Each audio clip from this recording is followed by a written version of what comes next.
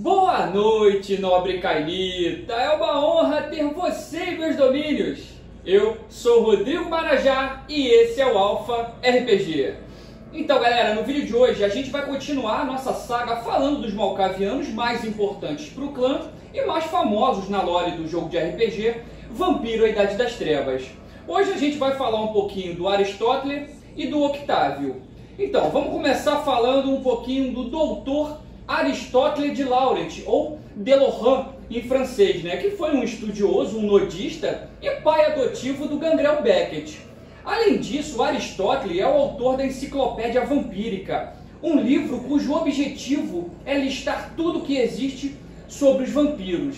O Aristóteles, galera, ele nasceu ali no século XII em Paris, cidade onde ainda mantém o seu principal refúgio e a sua biblioteca. Ele era filho de um comerciante de metais, mas se voltou bem cedo para as abordagens acadêmicas e se alistou na famosa Universidade de Sorbonne. Ele se tornou um adepto das teorias de Pierre Abelard, que foi um filósofo francês, lá na época medieval, que também era teólogo, compositor e poeta. Aristóteles foi muito influenciado por Pierre e por sua paixão pela história e pela antiguidade. A data exata da transformação de Aristóteles é desconhecida, mas em muito pouco tempo ele se tornou um membro da Mnemosine, que significa buscadores da memória. E ele passou praticamente toda a sua não-vida procurando e traduzindo todos os fragmentos do livro de Nod que ele pôde encontrar. E esses pergaminhos unidos formou um livro que narrava o que seria a verdadeira origem dos vampiros.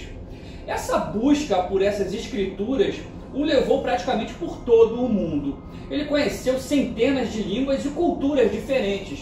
E também o colocou em contato e em conflito, de certa forma, com vampiros poderosos de todos os clãs e seitas. Vários fragmentos foram reunidos por um trio de vampiros que trabalhavam também ajudando Aristóteles. Esses três vampiros eram a sua cria adotiva, o Gangrel Beckett, a La Sombra Lucita e o famoso malkaviano Anatoly. Acreditando que ele iria sucumbir à fraqueza de seu clã, isso é, se perder na loucura causada por essa sede de conhecimento, o Aristóteles decidiu então publicar a sua tradução do livro de Nod, que era na época a coleção mais completa de tradições nodistas já reunida. Uma observação aqui, galera, o termo nodista deriva da palavra Nod, vocês sabem, né, que é o nome bíblico dado ao lugar onde Caim passou a viver depois de ter matado o seu irmão Abel.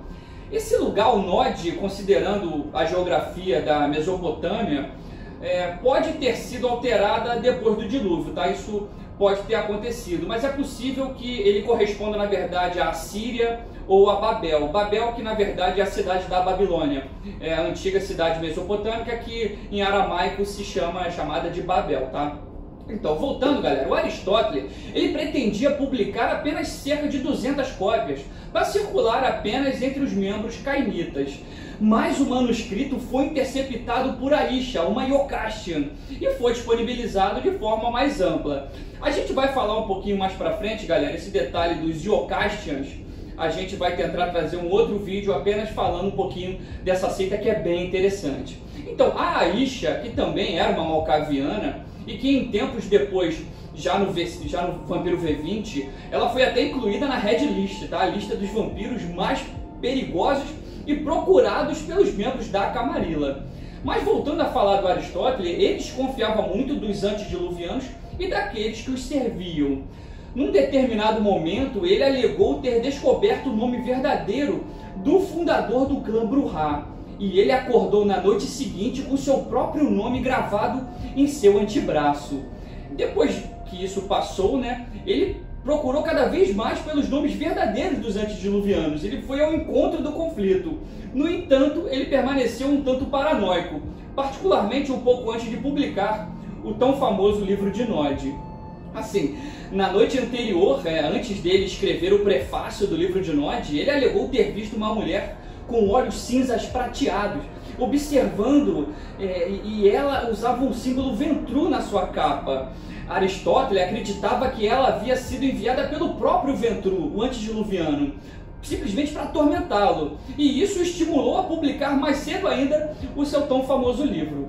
O Aristóteles também, galera, ele estava envolvido na tradução do Sudário de Caimacle, um fragmento anterior e desconhecido, mais antigo do que o livro de Nod, e que Beckett havia trazido lá da cidade caverna das ruínas de Caimacle. A gente falou sobre Caimacle, tá, galera, no vídeo do clã Capadócios. Se vocês não assistiram, vale a pena dar uma olhada lá no vídeo do clã Capadócios, que tá legal demais. Então, o Aristóteles ele simplesmente enganou o Beckett na esperança de estudar esse fragmento sozinho e possivelmente suprimi-lo caso esse fragmento tivesse informações muito perigosas. Então, o Aristóteles é um vampiro muito perspicaz e ele possui as disciplinas ofuscação, auspícios e a dominação. Mas também ele conhece pelo menos 3 níveis de metamorfose, tendo aprendido essa disciplina com o seu amigo guerreiro chamado Karsh. Assim, galera, sobre o Karsh, fazer um parêntese aqui, ele é muito interessante, pois no livro Libellus Sanguinis 3, na última página da parte que se refere aos Gangrel, tem uma carta escrita por Xaviar, aquele vampiro que nós falamos no vídeo do clã Gangrel, e Xaviar escreve uma carta que é destinada a um outro Gangrel chamado Karsh. E nessa carta, o Xaviar, ele relembra as lendas de Enóia e Shurka e deixa claro que o Xaviar, ele vê o Karsh como também um líder Gangrel muito respeitado. Xaviar pede a Karsh que mantenha o clã unido mesmo após a saída do clã da Camarilla. Assim, é bem interessante a gente ver um suplemento, né, de Vampiro, a Idade das Trevas, trazendo uma carta escrita no ano 2000 e retratando a situação do clã Gangrel no futuro, né, no caso, no pós-Idade Média. Assim, um outro vampiro conhecido como um amigo íntimo do Aristóteles é o príncipe de Paris, o toreador François Villon. E um outro também amigo muito importante do Aristóteles é o mestre da biblioteca de Seores, o Tremé Celestin, que era a cria direta do tão famoso Étrios. Assim, só aliado de primeira qualidade, bem legal.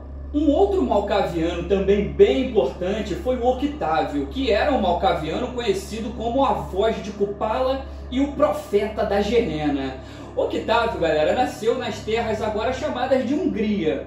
E como um mortal, né, um humano normal, ele era um xamã que de alguma forma tocou o coração sombrio de Kupala e assim ficou tomado pela loucura.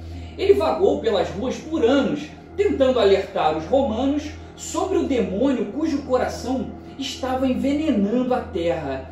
E simplesmente as legiões romanas foram até gentis o suficiente para alimentar e vestir aquele lunático, mas eles não entendiam o que Octávio dizia.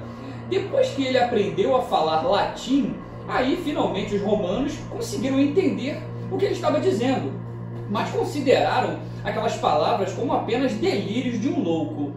Na realidade, o nome verdadeiro de nem era Octávio, né? Ele adotou o nome de Octávio por acreditar firmemente que 8 presságios anunciariam o despertar de Kupala e a ascensão do demônio sobre o mundo. Octávio ele foi abraçado por um malcaviano romano de 6ª geração chamado Marcos. Ele era, então, um vampiro de 7ª geração, né? Mas os seus laços com o solo sombrio o forçaram a cometer vários atos vis, incluindo estacar e diablerizar o seu próprio senhor, tornando-se assim um vampiro de 6ª geração. O tempo passou, quando as legiões foram chamadas de volta a Roma, Octávio optou por adormecer e simplesmente entrou em torpor. Octávio então acabou despertando quando a cidade começou a desenvolver demais em torno dele. Chocado por tanto tempo ter passado, ele rapidamente começou a aprender a nova linguagem bárbara utilizada naquele momento. Então, sem se anunciar, ele passou a observar Vencel Ricard, que era o príncipe Ventru de Budapeste, lá naquela época. E também ele começou a observar os outros vampiros. Mas Octávio estava ainda muito mais louco pelos séculos que passou dormindo, principalmente por estar no solo contaminado de sua terra natal. Então ele capturou vários mortais e todos os vampiros que ele pôde e sacrificou em nome de Kupala. O engraçado é que nem Octávio sabia se esses sacrifícios estariam ajudando o demônio ou se estava prendendo ele mais ainda. De qualquer forma, ele traçou um plano para obter a sua apoteose. O que é a apoteose, galera? O conceito de apoteose é o conceito de se tornar uma entidade divina. Como os primeiros vampiros exerciam um poder bem além do que qualquer coisa que seus descendentes modernos pudessem começar a compreender, muitos deles já eram reverenciados como deuses por nações mortais, como por exemplo a gente teve o antediluviano Setita. Outro exemplo também, bem claro, foi o Capadócio, o fundador do clã Capadócio, que era conhecido por sua adesão de uma versão distorcida do monoteísmo. E ele teve essa visão que o fez acreditar que ele tinha que alcançar a divindade de qualquer forma, inclusive diablerizando o próprio Deus. Essa história do Capadócio é bem interessante. Então, dessa forma, Octávio esperava obter poder suficiente para se opor diretamente a Kupala. E ele criou um culto ao seu redor, e aqueles que adoravam Octávio o chamavam de Ravenor, acreditando que ele era um antigo deus da guerra e do raio. Octávio, ele era alto, musculoso, ele tinha o cabelo ruivo, bem despenteado, bem rebelde, que ia mais ou menos aqui abaixo dos ombros. E a barba do Octávio também alcançava mais ou menos aqui o centro do peito. E ele usava uma túnica, uma armadura estilo romana, mas o seu capacete e os seus protetores de braços, eles eram húngaros. Os olhos de Octávio eram azuis que ardiam de fanatismo e geralmente possuíam um brilho que parecia ser de outro mundo. Ele certamente se parecia com um deus antigo, seja do trovão, ou do raio, do relâmpago, mas ele se importava muito pouco com esses títulos que lhe davam, né? Contanto que compartilhassem o seu sangue e fizessem referências, estava tudo certo. Ele planejava então agir contra o príncipe Wenzel, mas Octávio era tão louco que às vezes planejava a favor do príncipe. Ele raramente conseguia se lembrar exatamente quais eram seus planos, pois sua cabeça estava muito perturbada, ainda mais com as profecias que ele vinha fazendo ao longo dos tempos. Octávio ouvia a voz do demônio dentro da sua cabeça. Ele sabia que algum dia Kupala surgiria para reivindicar o domínio sobre a Terra. Então, 8 grandes sinais prediziam o despertar de Kupala. E Octávio disse a outros quais eram esses sinais. Assim, Octávio era um profeta, né? Muito louco e completamente obcecado pelos sinais da Gehenna, essa que é a verdade, os 8 sinais. E durante a Idade das Trevas, ele reuniu em seu refúgio todos os segredos dos habitantes de Budapeste. Infelizmente, ele raramente conseguia se lembrar de algum desses segredos, né? Ou de qualquer outra coisa, além da sua missão de derrotar ou de, às vezes, até exaltar o demônio Kupala.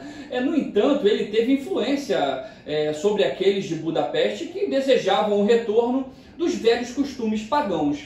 Aqueles que o seguiram desenvolveram estranhas insanidades baseadas principalmente nas visões que Octávio havia lhe mostrado. Então, após a Idade Média, algum tempo depois, já em 1710, o Octávio estava exausto com o peso de ser a voz de Kupala, e ele escolheu então o profeta Anatoly como seu sucessor. E ele se dispôs a simplesmente oferecer a sua alma ao seu discípulo. Octávio então permitiu que Anatoly simplesmente o diablerizasse, tornando Anatoly o guardião dos mistérios e simplesmente o novo precursor da Gehenna. Então é isso, galera. No próximo vídeo a gente vai trazer o último vídeo sobre os Malkavianos e a gente vai fechar essa série com o tão famoso Anatoly que a gente se referiu agora, tá? Não esqueça de deixar o like, espero que você tenha gostado, tá? É muito importante que você deixe um comentário, compartilhe o nosso conteúdo para que nos estimule a continuar fazendo os vídeos, tá? Dê essa força pra gente. Se inscreva no canal para não perder nenhum conteúdo e um abração, galera. Valeu, até a próxima!